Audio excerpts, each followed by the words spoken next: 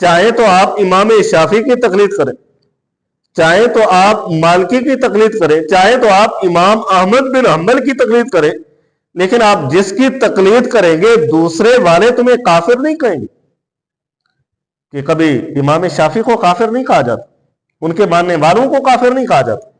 ان کے ہاں رفع یدین کرنا جائز ہے، وہ رفع یدین کرتے ہیں، اور ان کے رفع یدین کو ہم مانتے تسلیم کرتے ہیں. ہم اگر ان کے پیچھے نماز پڑھتے ہیں بغیر رفع یدین کے تو بھی ہماری نماز کو قبول کیا جاتا ہے، صحیح سمجھا جاتا ہے. اسی طرح وہ آ کر ہمارے پیچھے نماز پڑھ لیں تو صحیح ہے. مسئلہ وہاں پر ہے جو کہتے ہیں ہم کسی ائمہ کو، چاروں ائمہ میں سے کسی کو ماننے کے لیے تیار نہیں ہے، تو ایسے لوگوں کے پیچھے نماز پڑھنے کا کیا حکم ہے؟ بات یہ ہو رہی ہے. اور ایسے لوگ جو تقلید ہی نہیں کرتے، تقلید کو مانتے ہی نہیں اور تقلید کو جائز قرار نہیں دیتے.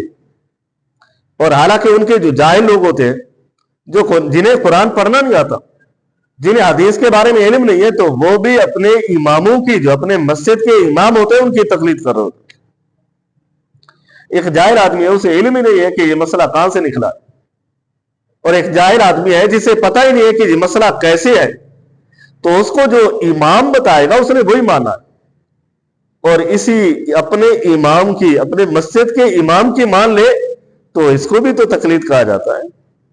ورنہ اس جاہل کو چاہیے تھا کہ قرآن سے خود مسئلہ ڈھونڈتا، اور اس جاہل کو چاہیے تھا حدیث سے خود مسئلہ ڈھونڈتا.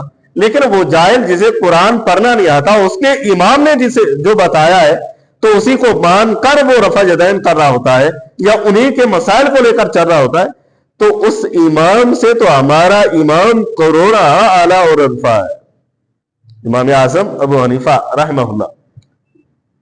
اب یہ اپنی مسجد کے امام کی مان سکتا ہے، اور مسجد کا امام بھی اپنے آپ کو مقلد قرار دیتا ہے، اور خود وہ مقلد بن کر اپنے جاہل نمازیوں کو بتائے اور وہ جاہل نمازی اس پر عمل کرے، تو اسی عمل کا نام ہی تو تقلید ہوتا ہے.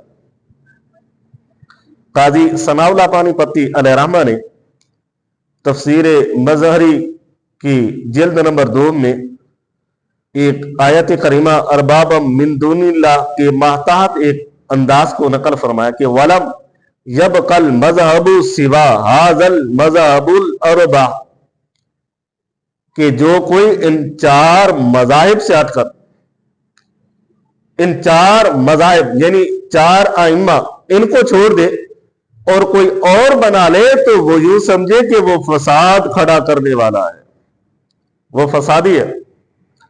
اب حق اور سچ کہاں پہ ہے؟ صرف اور صرف یہیں پر کہ ان 4 ائمہ میں سے کسی کو ماننا پڑے گا، کسی کی تقلید کرنی پڑے گی. اگر کوئی ان 4 ائمہ کو چھوڑ دیتا ہے، ان 4 ائمہ کو نہیں مانتا، اب اس کو یہ حق حاصل نہیں ہے وہ کہے کہ ہم راہ راست پر ہیں.